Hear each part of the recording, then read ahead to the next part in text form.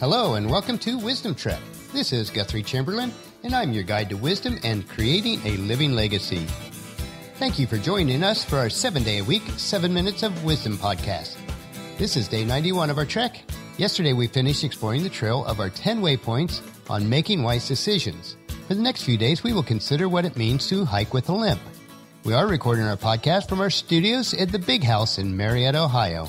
I spent Saturday working on our formal dining room, stripping the old varnish off of the woodwork, which is a lot of wood as there is quarter-sawn oak wainscoting about 1/4 of the way up, as well as the doors, windows, and 2 built-in cabinets. In other rooms that I have already completed, I used paint and varnish remover, which is quite caustic and messy.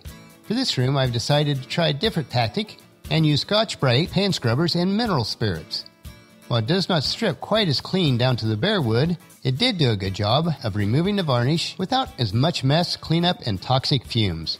Seems like with each room that I work on, I come up with some slight way of improving the process. With the size of the house and the renovations I still have left to do, I still have many opportunities for improving this process. As with all skills that we possess, if we continue to learn and practice, we can improve our craft. This is part of the refining process.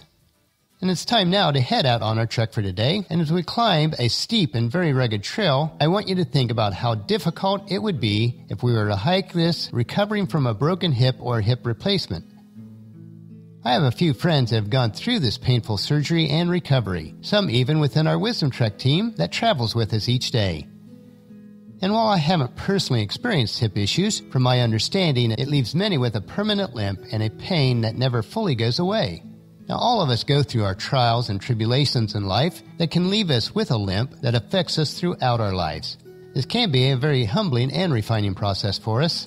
From a figurative standpoint, ask yourself, what has caused me to limp, and what have I learned from it? Has this situation changed who I am? There is a saying that I've heard that we should never trust a leader who doesn't walk with a limp. Now, the saying originates from the story at the start of the nation of Israel as recorded in the Bible in the book of Genesis, chapter 32, verse 22 through 32, where Jacob, the grandson of Abraham, the son of Isaac, wrestles with God. And this is the story. During the night, Jacob got up and took his 2 wives, his 2 servant wives, and his 11 sons, and crossed the Jabbok River with them. After taking them to the other side, he sent over all of his possessions. This left Jacob all alone in the camp, and a man came and wrestled with him until the dawn began to break. When the man saw that he could not win this match, he touched Jacob's hip and wrenched it out of the socket. Then the man said, "Let me go, for the dawn is breaking." But Jacob said, "I will not let you go unless you bless me." "What is your name?" the man asked. He replied, "Jacob." "Your name will no longer be Jacob," the man told him. "From now on you will be called Israel, for you have fought with God and with men and have won." "Please tell me your name," Jacob said. "Why do you want to know my name?" the man replied. Then he blessed Jacob there. And Jacob called the place Peniel, which means face of God. For he said, "I have seen God face to face, yet my life has been spared." The sun was rising as Jacob left Peniel, and he was limping because of his injury to his hip. Even today, the people of Israel don't eat the tendon near the hip socket because of what happened that night when a man strained the tendon of Jacob's hip. What we see at the end of Jacob's all-night struggle, God touched the socket of his hip and damaged it so that from that time forward, Jacob always walked with a limp. This encounter with God changed him in other ways too. He got a new name. He moved on to a new phase in his life and was now fit to lead a new nation that exists to this very day. There is a remarkable quality that can come from the lives of people after they have wrestled with God or with life's issues, and the resulting limp is a sign to themselves and to others that God has humbled them. Now, we have some pithy little statements that we like to throw around, like, when life sends you lemons, make lemonade. It makes tough times seem so easy. But life isn't so simple, as you know, and lightweight phrases do little to recognize the challenges that we actually wrestle with.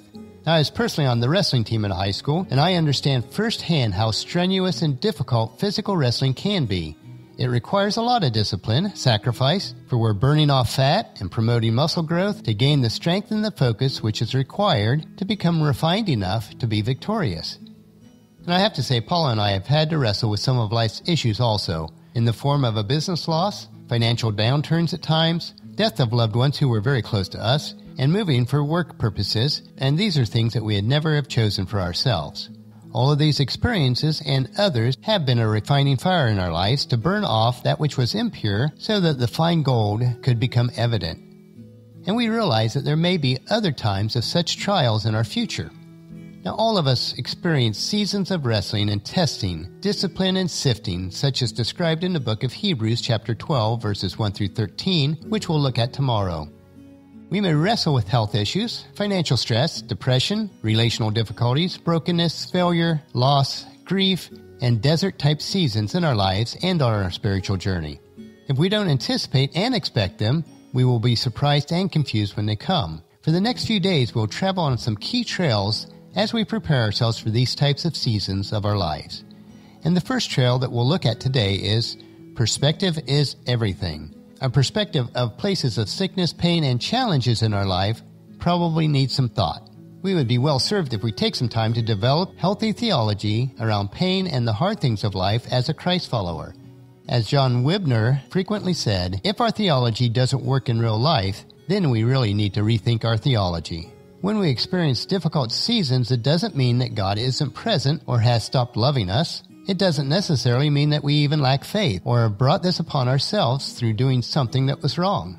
Following Jesus doesn't exclude us from encountering pain and challenges in our lives. In fact, we are told in Scriptures to expect it.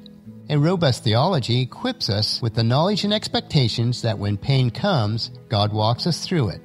These difficult realities are part of life, in the now, and that which we haven't fully experienced is God's kingdom and of God's commitment to us as children so we may grow up into Him. Our perspective is important because it affects how we respond to the hard things of life. Will we see these seasons as a reminder of God's lordship and loving activity in our lives can lead to greater intimacy with Him? Or will we see them as evidence of His absence and lack of love which leads to bitterness, fear, and isolation from Him and others? C.S. Lewis reminds us that God whispers to us in our pleasures, speaks in our conscience, and shouts in our pains. It is His megaphone to rouse a deaf world. Pain and suffering can help put things in perspective, value what is truly valuable, and be a transformative tool in God's hands. We have barely scratched the surface of our trek that we've embarked on today, but that is the end of the trail for today, so come along with us on our hike tomorrow for another day of Wisdom Trek, Creating a Legacy. Tomorrow we'll learn how to prepare for hiking with a limp while we build on today's trek, realizing that we are not alone.